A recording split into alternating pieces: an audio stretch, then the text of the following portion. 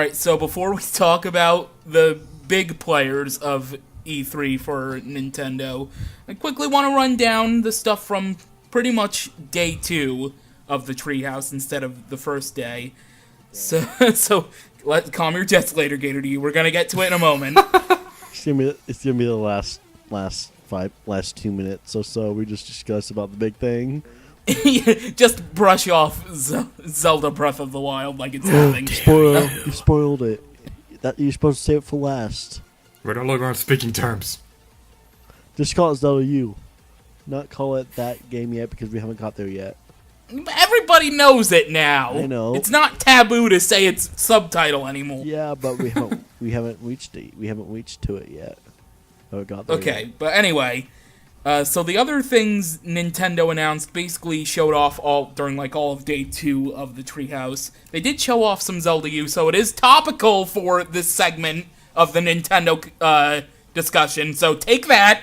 But anyway, they announced, they showed off some gameplay of Tokyo Mirage Session, Sharp FE, Dragon Quest VII. We got some Yokai Watch 2 gameplay, and it's 2, split games. They showed off Rhythm Heaven Megamix, which is available now, actually, and they also have a demo out. They showed off some Paper Mario Color Splash, and one note I wrote down is that the paint bucket partner, a la Kirsty from Sticker Star, the companion paint bucket is named Huey, which is haha clever because color hues. But anyway, they have revealed a new IP from Grezzo, from the guy who worked on Final Fantasies 1 through 3. The game is called Ever Oasis, and it's basically about seedling creatures and stuff like that. And then they start. Also, I'm getting ahead of myself here. They showed off some Monster Hunter Generations. Something I'm very excited about. Box Boy, the sequel to Box Boy coming to North America. Finally, because there was a long wait between this in North America compared to the original Box Boy. Never heard of it. To be, really never heard of it until yesterday or the day before. How dare you! I never played that game before. I really heard of them. It's only $5. Go buy it on the eShop. Anyway, I know. Anyway, Pokemon Go, they actually kicked off day 2 of the Treehouse with. Pokemon Go, I wrote down a couple interesting notes that they discussed.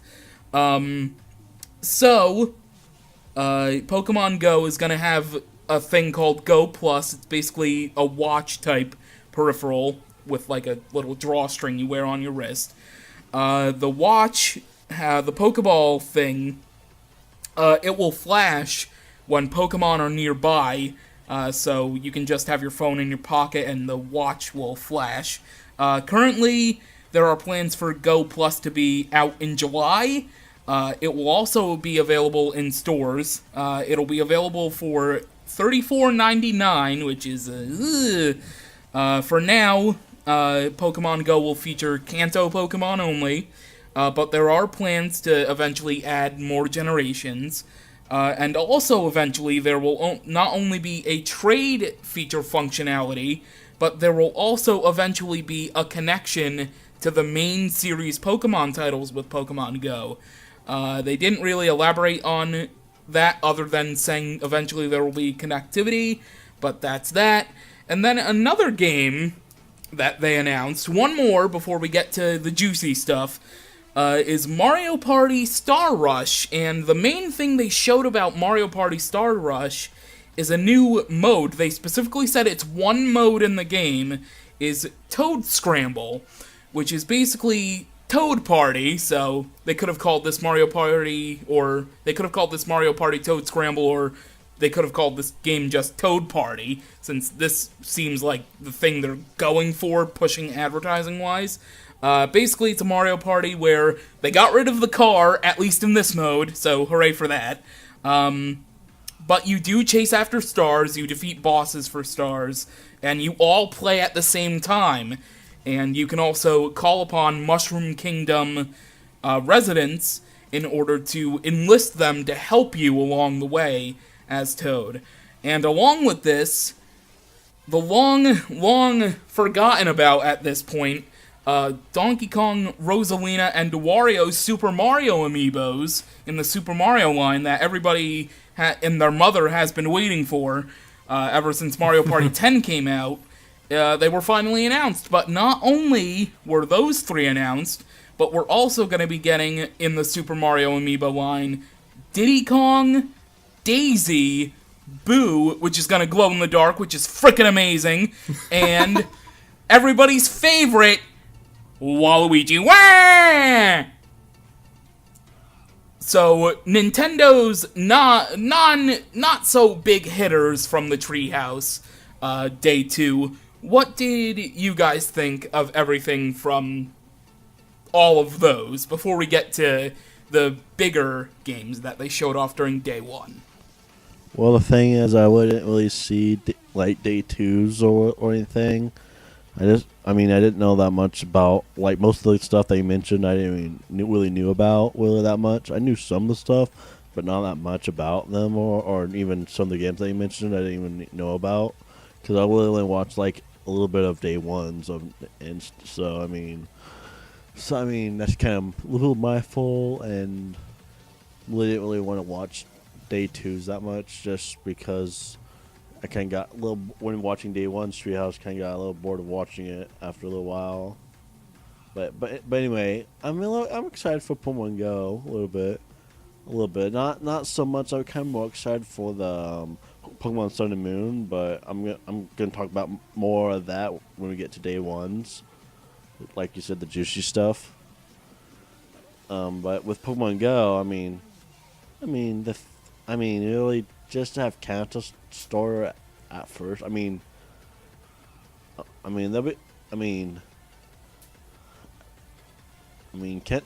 Kanto's classic and stuff like that, but just Kanto when getting first released. Why not just have all of them or whatever? Well, still a lot of Pokemon to go over. I guess that's true.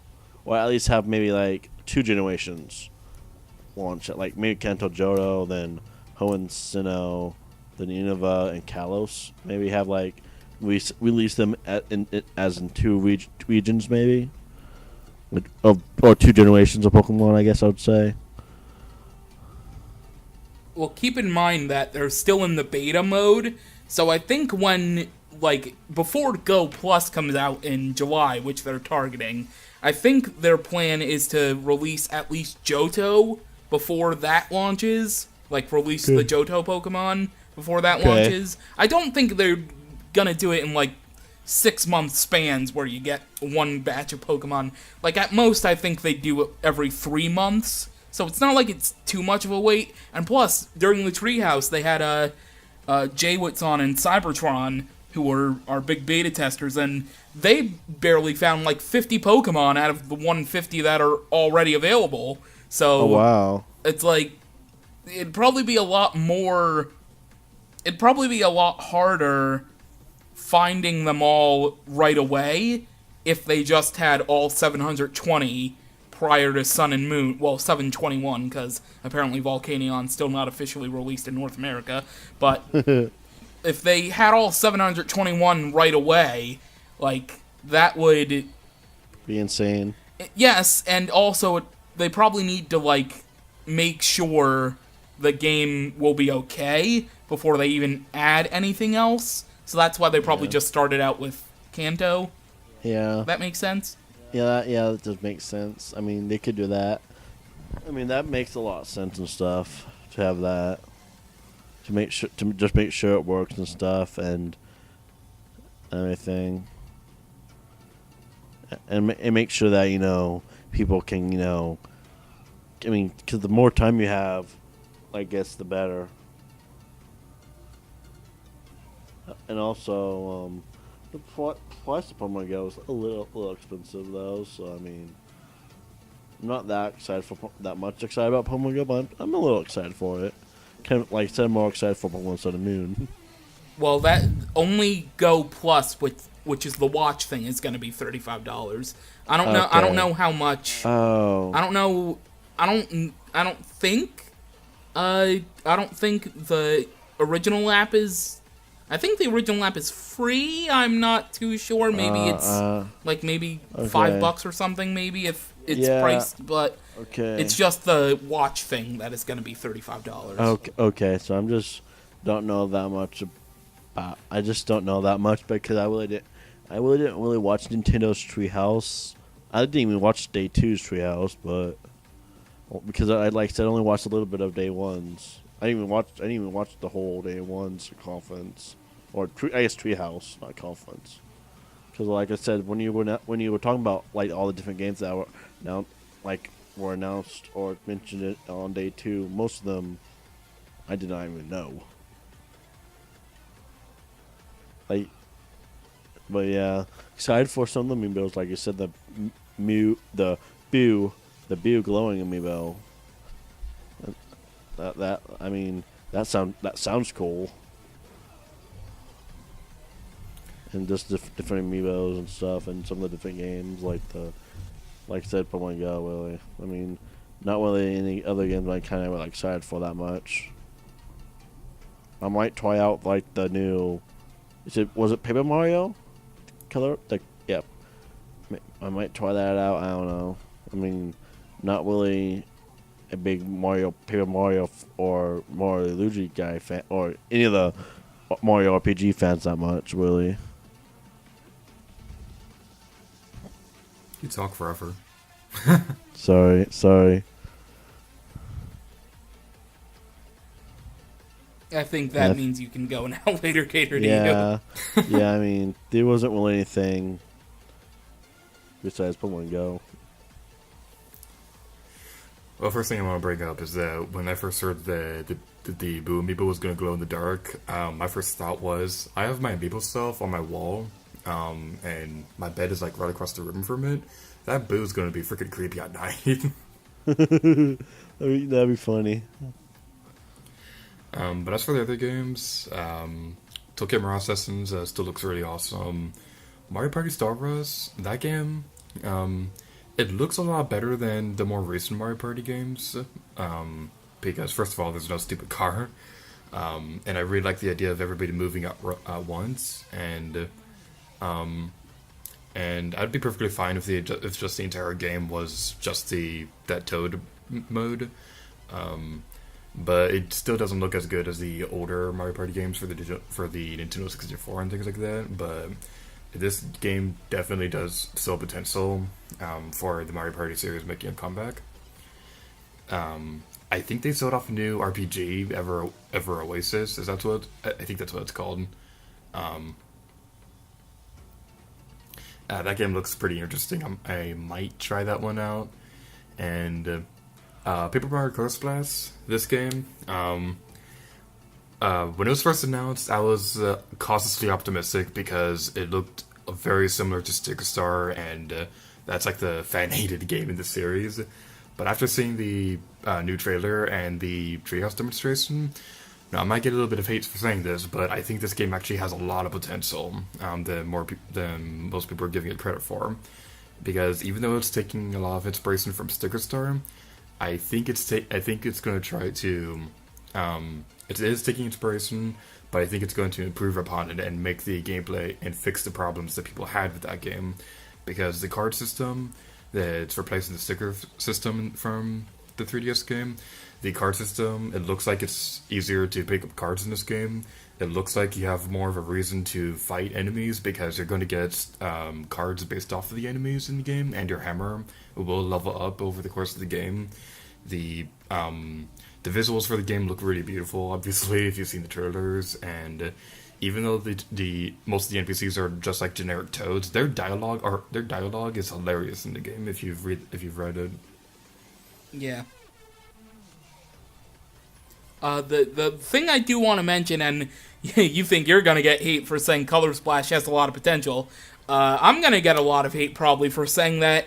The thing about Sticker Star and the hate it seems to have among a lot of Paper Mario fans is that it's an entirely different thing. Like, they wanted to get away. Super Paper Mario was a little bit different from the original and Thousand Year Door, and then Sticker Star just went in another direction on its own, like Super Paper Mario. And a lot of people hate Sticker Star because it's so different.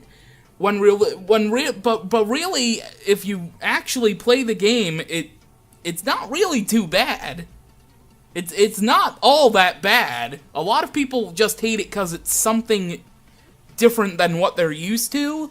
And the thing about that is, if every Paper Mario game after Thousand Year Door was like just like Thousand Year Door with the big partner system and everything and how that game was, a lot of people would eventually be saying, we're sick of all these carbon copies of Thousand Year Door, give us something new. And that's my only gripe with a lot of the Sticker Star hate. It's so different that people hate it, when people would be saying they want something new if every other game was like Thousand Year Door in the first place. So, don't hate something because it's so different than what you love, because realistically, if you got what you love every single time, eventually you would get sick of it, and you would be calling for something new.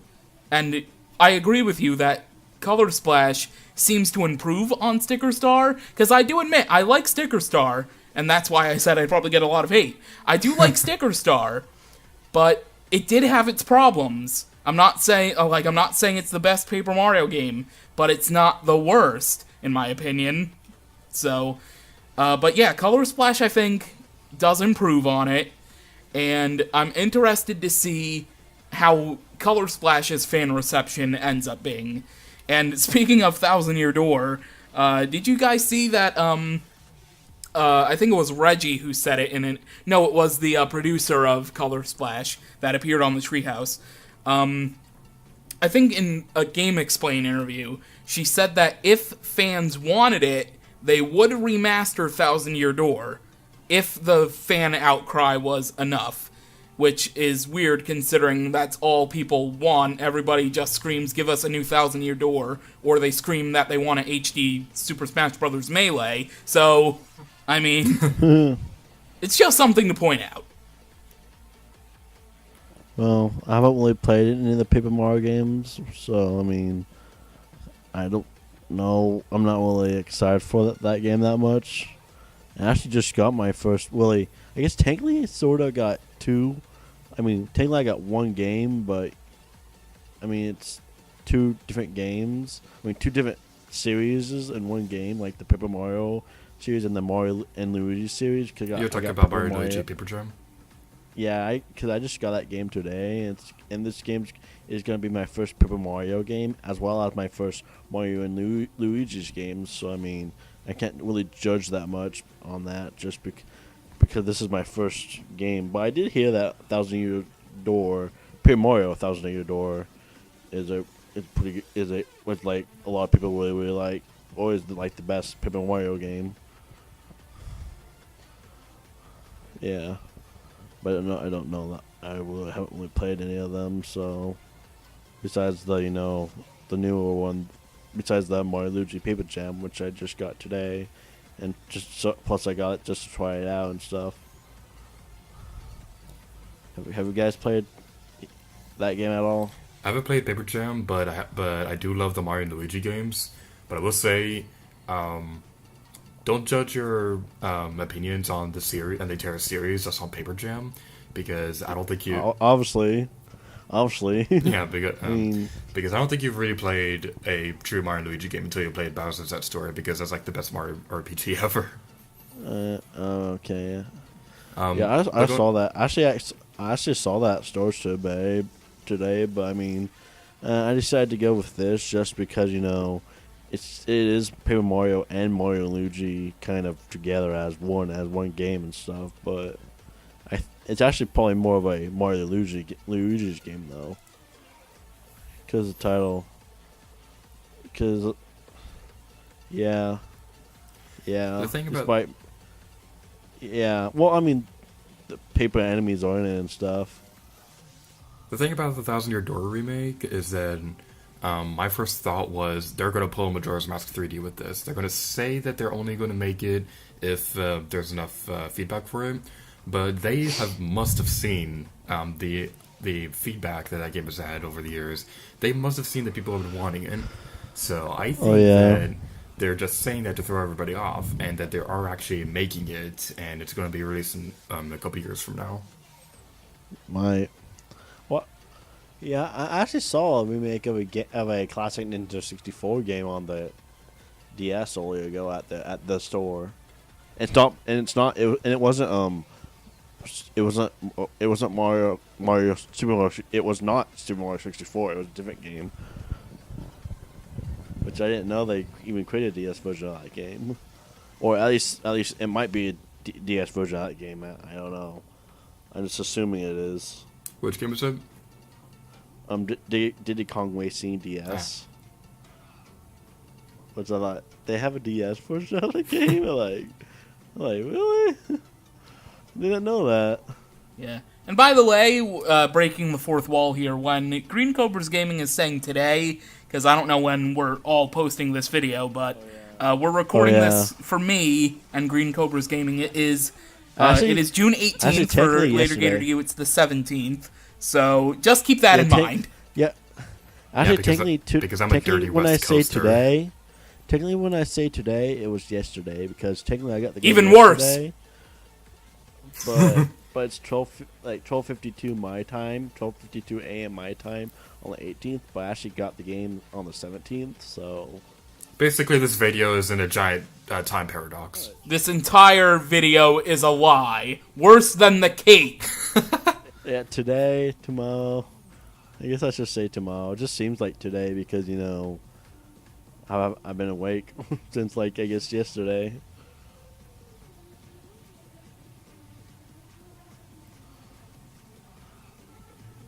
For me, I had some questions about after E3. Some things Nintendo said after E3 that I'd like to ask about real quick. Okay.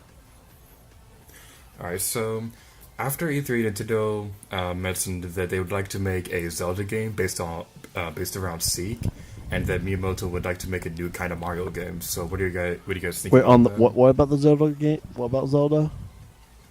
They want to make an entire Zelda game based around Seek.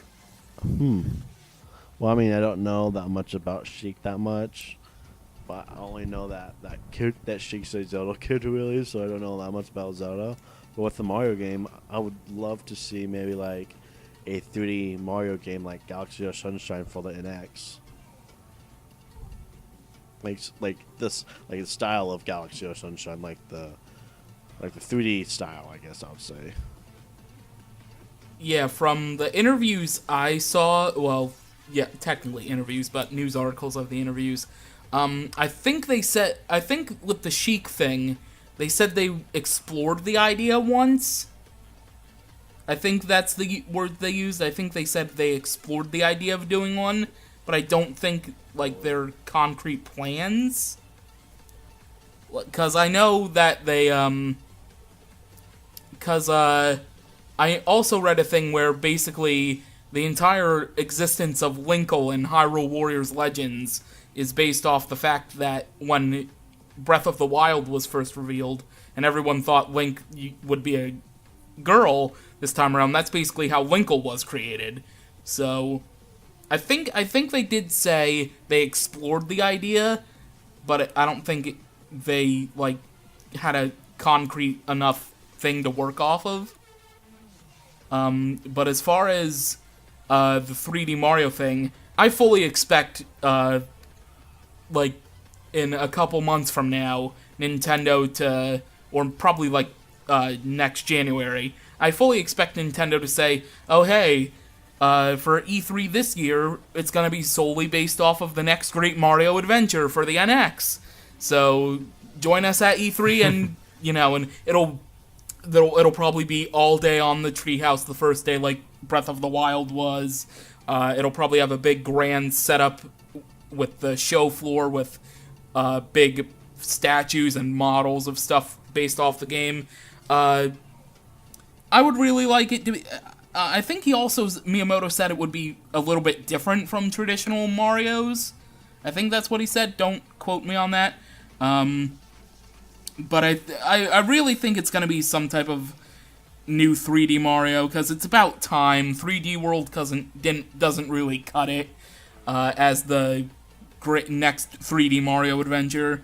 Yeah, because that was sort of like more like a like because it had like because 3D World was pretty much it wasn't 3D but it had like the style of like New Super Mario Brothers and stuff like that. And I kind of want a style like Galaxy or Sunshine because I prefer those games over the New Super Mario Brothers games.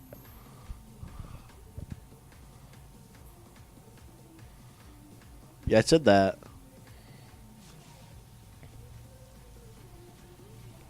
Yeah, but I'm saying that it had like the same type of. I mean, they weren't the exact like they. I mean, they weren't in like those weren't in 3D, but 3D World was and stuff like that.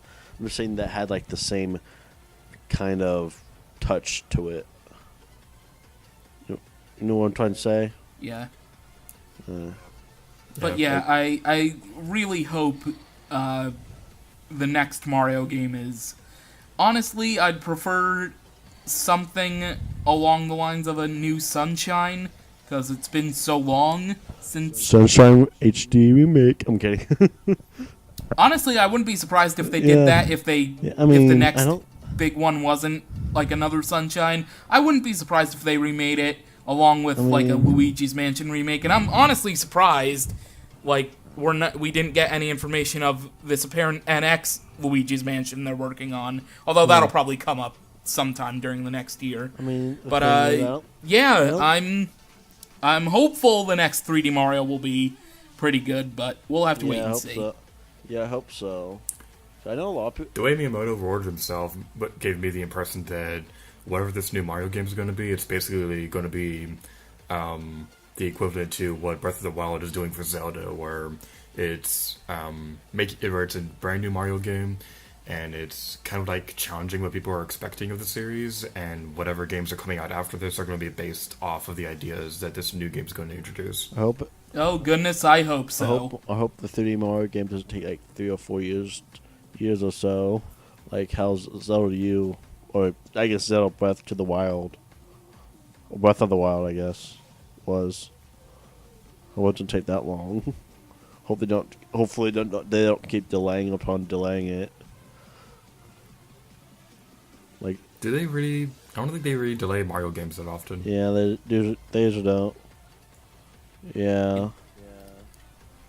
Of course, although this could be the first. Yeah, it could be. Of course, now well, that we're saying this, it's going to be the first Mario game. They might have delayed a Mario game before, infinitely. but not really. I mean, technically, if you count it, Luigi's Mansion Dark Moon was kind of delayed. It was. But I think it was delayed once. Yeah, it got delayed once, but that was it. I mean, that's not bad, I guess. Yeah, and it was only by, like 6 months or less. But anyway, I think it's time to move on to day one of the Treehouse. The juicy stuff. Here we go. Before we get to Zelda Breath of the Wild, let us talk about Pokemon Sun and Moon. They spent about 40 minutes on Sun and Moon. We got some gameplay. They started it off with a mashup trailer of the first couple that we've seen. But we did get some gameplay, which is good. They also talked about stuff about these games. Similar to X and Y, interestingly enough. Life, like the meaning of life and stuff like that, is supposed to be the focus of the Alola region. Obviously, they confirmed outright, finally, after seeing all the trailers with Solgaleo and Lunala, that there will be more than just Pokemon native to the Alola region in the game, since in the gameplay they showed off a Ledybug being caught. And speaking of that, we'll dive right into the gameplay. There is a new interface on the bottom screen, and it's probably the best one yet, because they have a shortcut now by pressing the Y button to get to the Pokeball bag. They have now on the left side Pokemon and bag options. On the bottom is still the run option. On the complete right side is the fight option to bring up the movesets. But what's cool about Sun and Moon's bottom screen interface is now they have little displays for your Pokemon and the wild or enemy Pokemon. And if you use a status move like Growl or Tail Whip to lower an attack or defense or accuracy or speed or whatever, or for you to raise your accuracy or speed or attack or whatever. Now, if you click on the Pokemon of the stat you change, yourself or the enemy, it actually shows that you've lowered or raised the respective stat, and the moveset interface is different. Now you can press a little eye icon on the move screen to display what the move does, and it also even shows you if it's not very effective on the opposing Pokemon, if it's super effective, or if it's just normal effective. The new interface is probably the best they've ever done, and I hope they use it going forward for every other game in the main series. But other than that, let us get to some new Pokemon they showed off. Surprisingly, Korokoro leaked like 5 days before E3 started, and they showed Korokoro leaked 2 new Pokemon named, in Japanese at least, they're translated names in Japanese, Iwanko, a rock dog Pokemon that was hidden away in the Korokoro reveal version of the Sun and Moon reveal trailer of gameplay, and Nekawala, which is a koala Pokemon, finally, that we're getting, which is a normal type. But they did show off some new Pokemon here. They showed off, first off, Yungoos, which is a Mongoose-based Pokemon. It is a normal type, and interestingly about Yungoos, on the Pokemon website, it specifically states that Yungoos are from a totally different region, but were brought to Alola to rid of a certain species of Pokemon. Now, it didn't say what species, like, I assume it's probably another new Pokemon, but they didn't want to reveal it yet, because otherwise they could have said, oh, they wanted to get, they brought in Yungoos to Alola to get rid of Rattatas, to get rid of Zigzagoons, to get rid of Patchrats, Bunnelbees, whatever. So maybe another Pokemon that Yungoos likes to chow on will be revealed at some point. But that's interesting that it's not native to Alola, so does that technically confirm the 8th generation already? Who knows? But next up is Pikipek, the flying type of this generation, or Pikipek. I think they pronounced it Pikipek, like really fast. It is the general normal flying type. Like the other ones, it will have 2 evolutions. Then they showed off a 3rd Pokemon, but this was just in the Pokemon Company's trailer after the E3 segment. Basically, it was confirmed from a lot of speculation that Hau, your rival/friend in this game, is the grandson of Hala, and Hala is apparently an important person on your island, which has been confirmed in North America to also be called Mele Mele, which basically means yellow.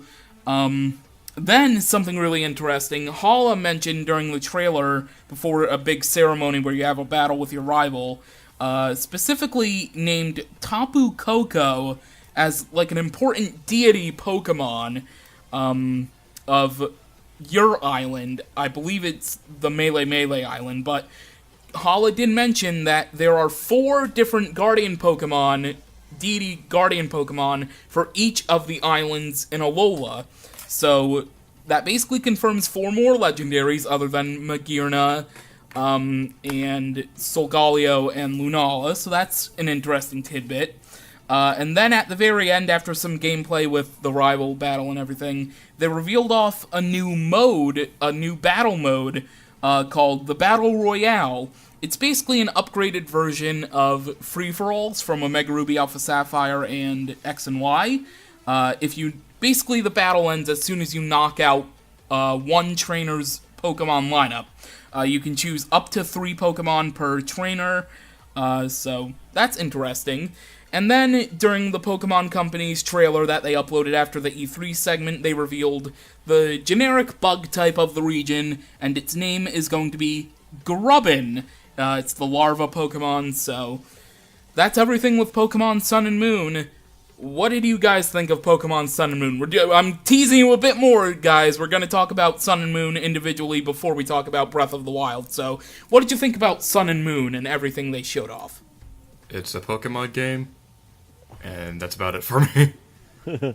Well, yeah, I'm excited. I'm excited for Pokemon Sun and Moon and stuff. Just seventh gen already. Wow, just doesn't seem Pokemon doesn't seem like it's already at seventh gen. Just saying. I'm just for the reason because I grew up with Pokemon pretty much since pretty much like near pretty much since the very beginning. So it kind of doesn't really seem like seventh gen already, but still excited for for Pokemon Sun and Moon and stuff. And it looks really good. And like I said, the new Pokemon Young Goose looks kind of strange. It looks weird, but it's new Pokemon and stuff, so they are sometimes strange. It's new, I guess sometimes new looks strange, and sometimes new's good, but sometimes new's bad. I think Pokemon Sun and Moon is gonna be a good game. Any Pokemon game, any main Pokemon game, is good, no matter how good it is or not. Even if it's your least favorite in the series, it's still a good game. Or it's gonna be a good game, I guess I would say. But yeah, and also I'm actually also one of the three of my favorite of the three new Pokemon that were announced. I like the Pekka. What was it? Pikipek. I'm excited for Pikipek. That Pokemon looks cool. Probably gonna use it as my flying type Pokemon on my team whenever I get Pokemon Moon, because that's what I'm planning on getting, Pokemon Moon. At least as of right now. I might change it in the future depending what other stuff they announce. I'm kind of excited to see what the different locations around the region and stuff. And like I said, maybe when like I said earlier with like how they made how like one like I think was it Young Goose that we were talking about that said it was from a different region. There could be, and like I said, they might be teasing an eighth generation already, or they could just be having two different regions in the game. That could be possibly it. Of course, on the other hand, it could just be. They just mentioned that it's from another region in the Pokédex. Maybe they just mentioned. Maybe it doesn't have to do with either of those. Maybe it may be completely different. Who knows? Or it might be. Also, there's this slightly possibility. It might be from a region from. It might be like maybe a region from some upcoming spin-off Pokemon game. That could possibly be it. What else? Like I said, I'm excited to see what the new features they'll have in the game and stuff. So yeah, and like the Pokemon League and stuff, and different gyms, and all the new Pokemon that's going to be announced later on, and see how well the story is too. So yeah, that's pretty much it. I'm just excited for one. That's one of the games I'm really excited for. Pokemon Sun and Moon. Pokemon Sun and Moon looks really interesting to me. I've said this before, but I don't really have that much of a history with the Pokemon series. But from what I've seen, this may be the first game in the series that I actually try it myself. I really like the interface they have on the bottom screen. It looks a bit more organized than the previous DS games like Platinum or Soul Silver, games like that. And, okay. And I'm surprised it took them this long to make a 4-player Pokemon battle mode. Well, XY, Omega Ruby, Alpha Sapphire, you can do 4-player matchups, but in the Battle Royale, it's just elevated higher than what it was. Yeah. Do you mean like 4 trainers battling each other in the previous games? Yeah, you get basically free for all. You can do the 4 players, and then you can attack each other if you want. Cool. Like the Battle Royale's just like taking free for alls and timesing it by like 100, basically. Yeah, because the 4 battle thing was just pretty much I guess because the 4-player thing they had was pretty much double battles pretty much in the previous games.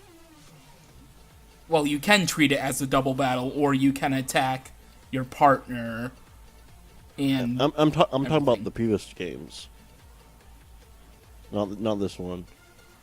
But yeah, that's what I'm saying. You can What? do it. You can do like a traditional double battle with the 4-player matchup, or you Yeah. can make it an actual free for all. But they weren't like but you can't like they weren't like they weren't like were not like they were not four type of things players. Well, they were four trainers and stuff like that, but you couldn't attack anyone you want. You could not have attacked anyone you want though. I mean, actually you could, but it wasn't like free fall or anything. Yes, it was. They didn't have that. They didn't have like the. I mean, you could attack your partner and stuff like that. Yeah, free for all. You could. It's basically just a more condensed version of free for alls in Omega Ruby Alpha Sapphire. Fire X and Y are just a more condensed version of the Battle Royale in Sun and Moon. No, I'm trying to say that in those games you can attack your partner, but while in the new game, you can do like you can attack. You can probably have that attack your partner, but in this game, you can be on your own team, like your own, instead of just being on a partner's team. That's the thing. Battle Royale. You're know. not linked. You're not side by side with anybody in Yeah, Battle I Royale. You know, can I'm attack each other, that's what free for all is about. You can Yes, be well- next to if say it's me and you on a team on one side against Later Gator you and one of his siblings, right? Yeah. I can attack you the entire battle if I wanted to. I'm Yeah, not I knew- limited to attacking Later Gator you or one of his yeah, I knew- siblings' Pokemon. I can just Yeah, target your Pokemon the entire knew- time. yeah, I knew- The Battle Royale in Sun and Moon. It's just separated free for alls. Yeah, I knew that. I was saying that you couldn't. You can. I was saying that in the older games you couldn't be on your own team. You could. You can. But you technically can in a free for all. You can be your own person. Not in the older games. You had to have a part. There has to be like. You can't attack the other partners' Pokemon and everything. But you were still on that. You were still on the same team. Like you were still were partners though.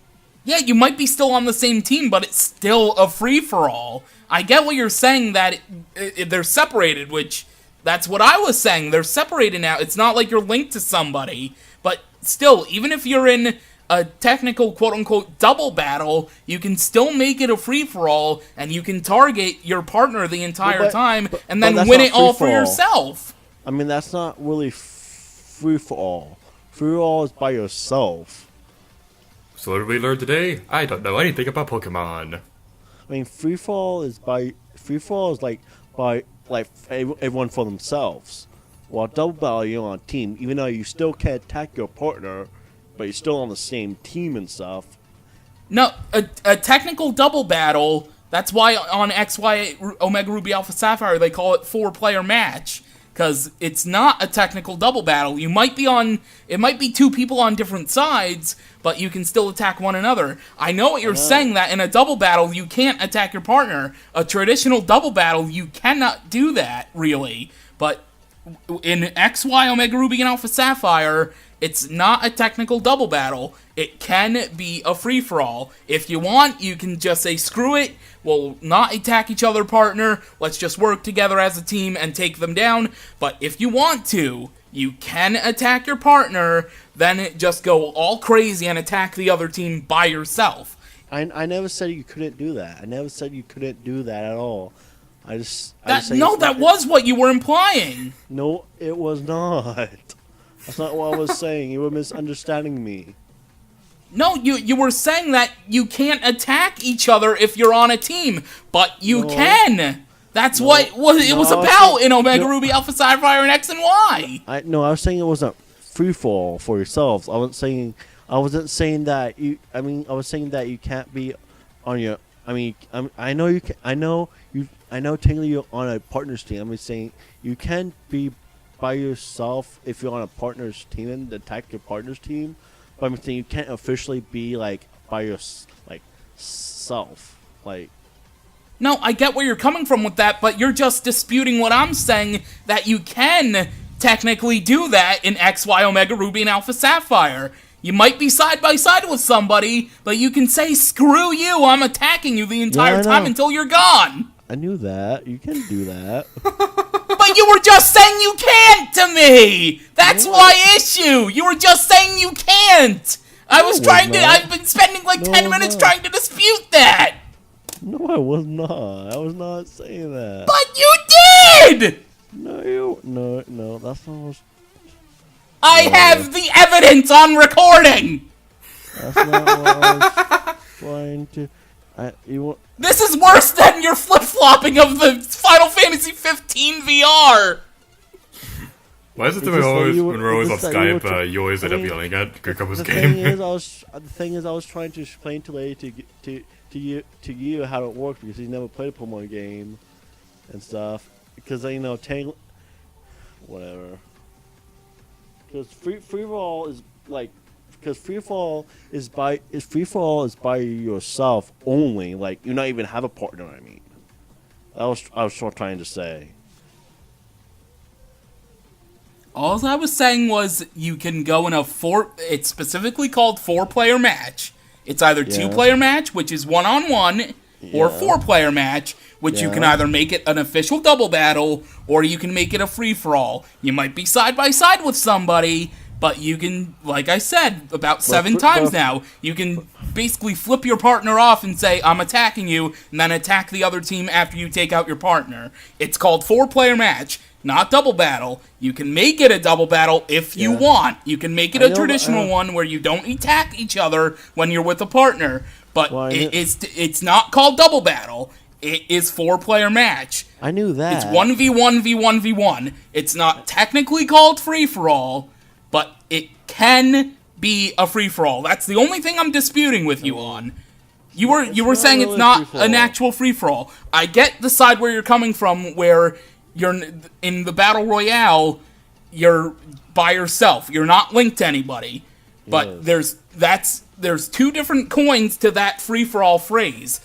The one in each corner, like the battle royale, or the 4-player match in XY Omega Ruby and Alpha Sapphire, where you're technically side by side with somebody, but you can attack them. Yeah. Have you guys noticed that every time we're on Skype, at some point during the conversation, the James Rolls yells like Green Crab gaming? It's the running gag. Whatever. Alright, so, the hype thing of the Nintendo Treehouse. The Legend of Zelda for the Nintendo Wii U. First and foremost, open your eyes, Link. Voice acting? British Zelda? What is this? Okay, so voice acting in The Legend of Zelda Wii U. Then they showed off lots of gameplay. You know, you had beautiful mountain scenes in dusk, morning, night, plains, the Great Plateau as they officially call it later on during the presentation. And then got some more gameplay, killer music, and then they showed kind of a really rustic Master Sword in its resting place for this game. Then they transitioned to the plateau again, and the official title was revealed.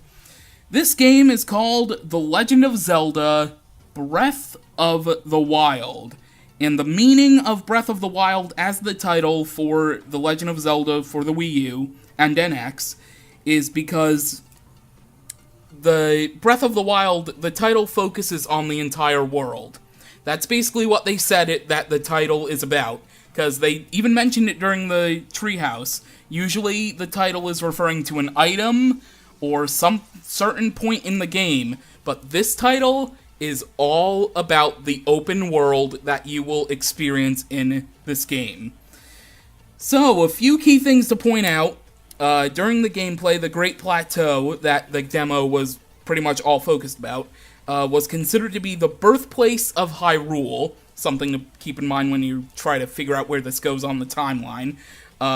Link's main item in this game, this sort of takes a little bit of a turn like A Link Between Worlds, where it doesn't seem like it's going to be traditional in the fact of items, because the main thing you have with you, which everyone thought was a book, no, it's actually a slate. It's the Sheikah slate. Basically, it can perform lots of magical stuff. During the gameplay, they showed basically it acting like the ice rod to make pillars of ice. I don't recall it doing anything else other than in the first bit of gameplay they showed it like creating some type of platform to crush a couple Boko goblins or whatever they're called. The stamina meter is back from Skyward Sword.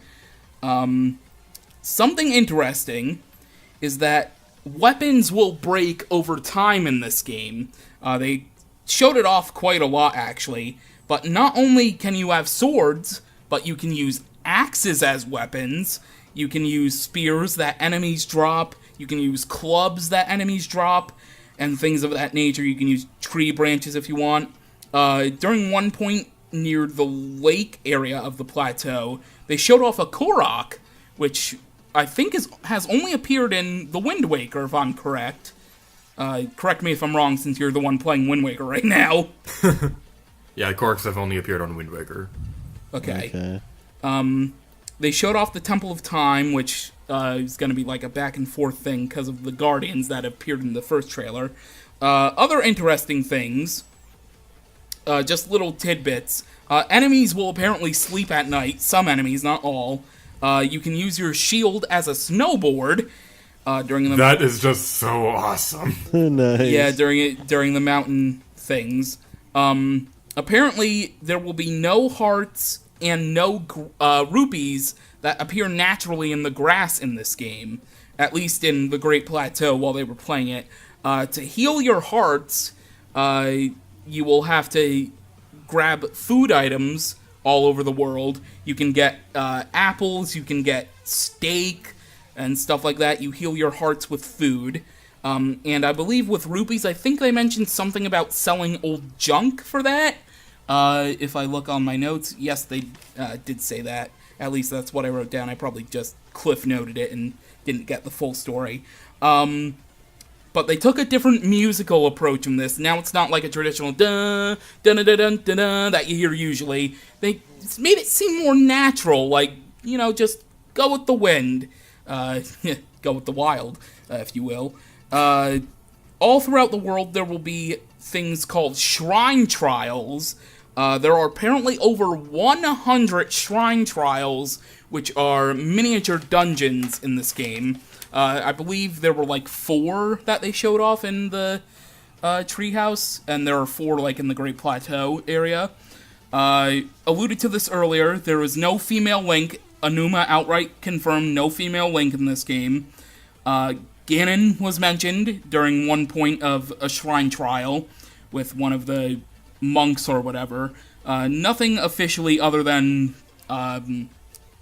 Ganon causing chaos like usual. This game is a lot more freedom-based, like the first Legend of Zelda game. Pretty much a callback. New Zelda amiibo.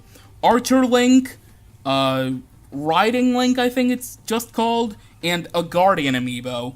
All will be available with the launch of this game, which is probably... they did mention that this game for the Wii U is not going to launch until the NX version launches with the NX, which is a little disappointing in my eyes, but I get why they did it. If they released Breath of the Wild for the Wii U, nobody would literally buy an NX or the NX version, so I get why they did that. The Wolf Link amiibo's functionality was revealed in this game. If you did the Cave of Trials, is it called, in Twilight Princess HD? If you did that using the Wolf Link amiibo and saved the hearts that you had left after completing it, and you scanned the Wolf Link amiibo into the Wii U version, because they haven't revealed anything if NX will have NFC readers or not, which it probably will anyway. But you can use Wolf Link as a partner in this game, and Wolf Link will attack enemies, although it's funny, my cousins pointed this out actually while the treehouse was going on when they first revealed this. For like the first little bit, when they talked about how Wolf Link attacks enemies, Wolf Link was just running around not attacking enemies when it was first happening, which is hilarious. But some other interesting things that were mentioned sort of after everything from the first day. Apparently, there are no differences whatsoever between the Wii U and NX version of Breath of the Wild, which I find very, very interesting and kind of am suspicious about, that there are no differences whatsoever. Anuma said you can go to the final boss of the game pretty much immediately if you wanted to, so that's a speedrunner's dream. And then, in really, really interesting things. 1% of the map from the E3 demo alone, the E3 demo is 1% of the map of the entire game. And that was a big area. Yeah, it's like you see the Great Plateau from all these videos that people are making of the demonstration they had. That is just one area that they showed off in. If you look at the map during the Treehouse demonstrations, that tiny little circle, everything that you've seen from the gameplay of the game is just in that tiny little circle. And everywhere else on the map, there are these much larger circles of areas that are like 4 times larger than everything we've seen from the gameplay of the game. And that's the last point I want to bring up, that I wrote down. Apparently, the entire world in Breath of the Wild is 12 times exactly, or here or there, 12 times bigger than Twilight Princess's entire world. Ooh, that's big. So 100%ing Breath of the Wild is going to be a nightmare. Anuma said that. It's going to take a long time, so... Zelda Breath of the Wild. Thoughts, and how hyped are you to get this game in your hands? Well, I'm gonna eventually get it.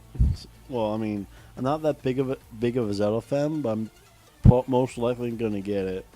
And depending on what they say, more stuff about the NX and stuff like that, I might get the NX version or I might get the Wii U version. So I mean, I guess all depends what. I mean, all depends on if I get NX or not. And that determines on like what other games are announced for the next, because I'm not gonna get the next just for the new Zelda game. Plus, I have a Wii U anyway, so if I do get the new Zelda, at least of right now, it would only be for the Wii U version. And I tell you, that game looks so beautiful. Like, probably the best looking game I ever seen. One of the best looking games I ever seen. If it's not the best looking game I ever seen, at least as of right now, I guess as of today's date.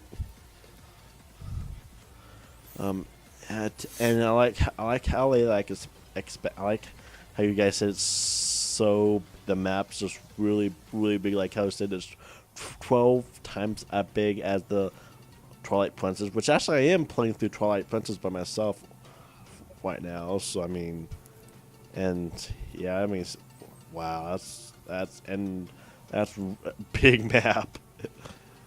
And I mean, it was especially hard for people who complete games 100%. It'll take them a long time.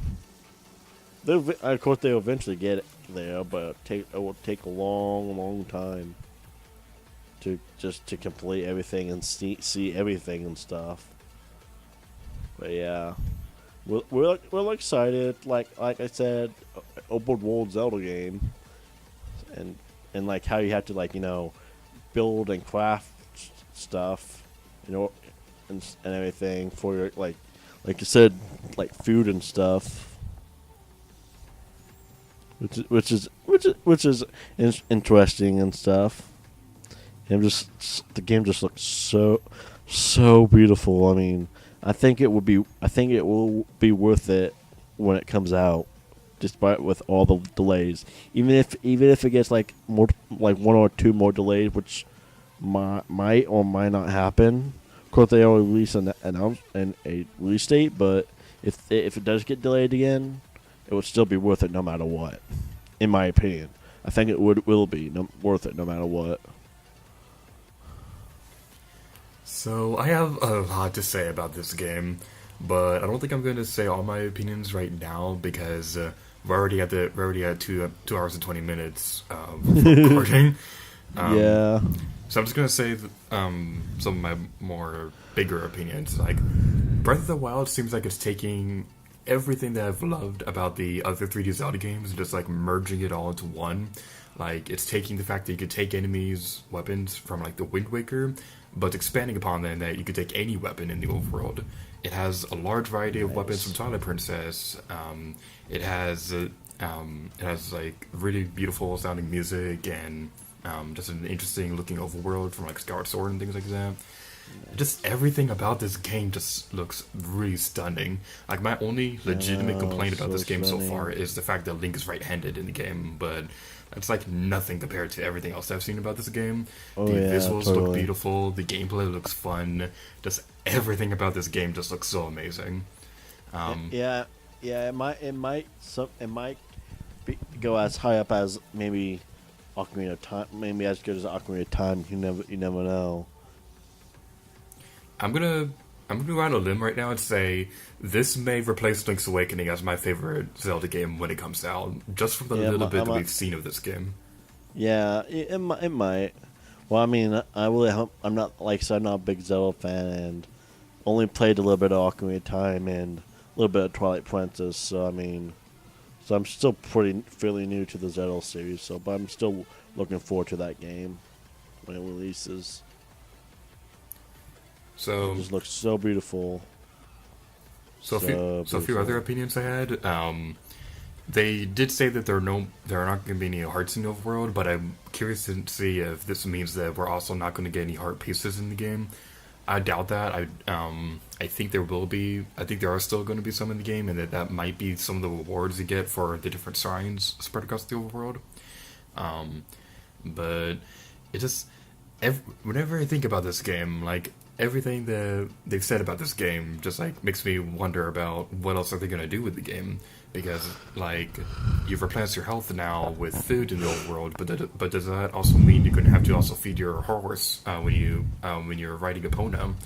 Does this mean that the shrines are going to like outright replace the main dungeons in this game? Does this mean that even though we're not getting a female Link, will Zelda be playable?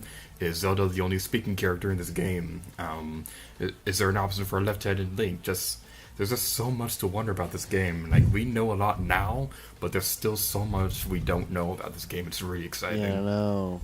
It's kind of crazy that it's coming out this March, despite we don't know that much about the game yet. Because they, like I said, we only know they only know 1% of the map. Well, Reggie did say before they did all the Sun and Moon stuff, and after they did the reveal trailer, that there's going to be a time and a place where they reveal story details and more characters. So I assume in the next couple directs between now and before the game releases, that they'll show a lot of stuff in small doses in between now and then. Yeah. No, yeah, that it'll be interesting to see what they'll all announce and for the new Zelda game, Zelda Breath of the Wild. The last comment I want to make in this video about Breath of the Wild is that when this game does come out, and if I ever want to let's play this game, it's going to be a huge nightmare to plan out. I think it would take a lot longer than planning a Xenoblade Chronicles Let's Play, to be honest. It might be a lot bigger than that game. Oh, I think it's definitely a lot bigger, which Yeah. means it's probably going to take maybe 2 or 3 times as long to plan out. Oh wow. Rift Wow. It's Chugga gonna take longer Conroy's than Earthbound insanity. did. Yeah, I know with Chica Conroy, it took him like 2 years or something like that to plan out Xenoblade Chronicles. Or maybe even more, I don't know. So before we end off this really, really long video, for me at least, for you guys, we'll definitely split it into parts. I might end up to do it since it's over 2 hours, but Yeah. Well, also some of It's that was just crazy. the fact that we took Yeah, a break. I in the might middle split of it. like to 3 or 4 parts for me. but the last maybe even 5. thing I want to go over, are there anything is there anything from any of these conferences that you wish they would have shown off? Like, for me, the one thing I wish is they would have surprised us in the treehouse with, like, maybe even just a teaser of Pikmin 4.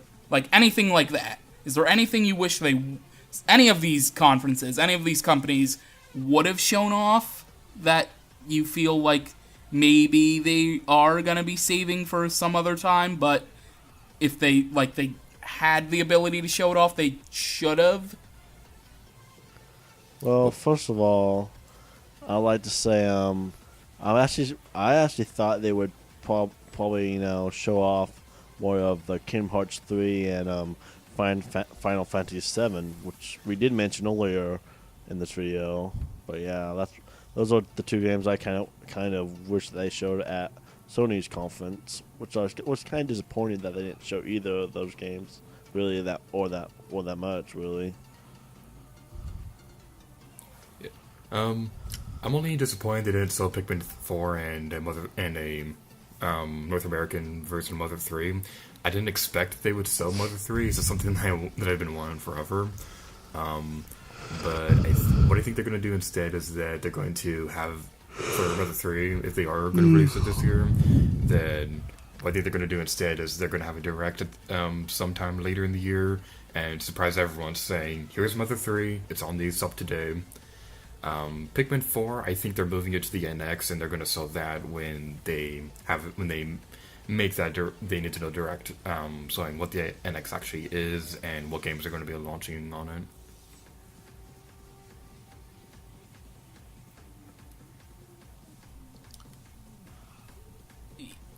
Yeah, I was trying to think of something to say about the thing I'm so tired right now, I forgot what you just said like 2 minutes ago. Oh my god. Oh wow. Something about Whip It, right? Yeah, I'm out of it right now. I think that's the perfect time to call it. So, well, Yeah. I would like to mention that with Bethesda. Well, at least I kind of wanted to see them maybe just announced Elder Scrolls 6, just announce it. Maybe, but that would just be it for the Elder Scrolls 6. Just announce it, even if it would have been coming out in like 2019 or even 2020. At least I would love at least they would have announced it this year, or that'd be nice if they would have announced it next year.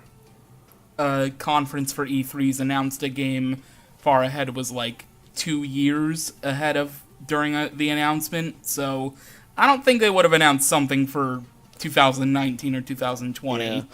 I mean, they could be 2018. I mean, at the earliest for me, at least, I think. Because, I mean, Fallout 4 just came out last year, and so, I mean, that's why I was saying predicting maybe a few years until, if they are working on Elder Scrolls 6, which I bet they probably are, unless they just don't want to, unless they don't want to do Elder Scrolls 6 and they just stop at Skyrim.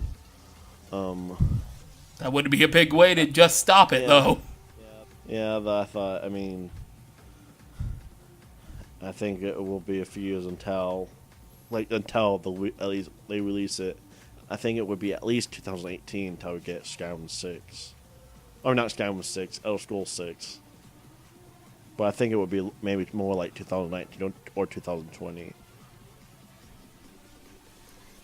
Alright, and with that is going to do it for the E3 reactions video, or plural in a couple cases. So, this is probably going to be going up on all of our channels unless something goes horribly wrong. So, with that, I have been The James Rules, joined by... And Lady Gear to you. So, with that, on my end, thank you for watching, and I will see you next time. Yeah, I guess you guys the next episode as well as... Nobody else. Oh yeah, totally. Anyway, see you guys next time. Gaming is out. And until next time, Lady Gear to you. Oh yeah.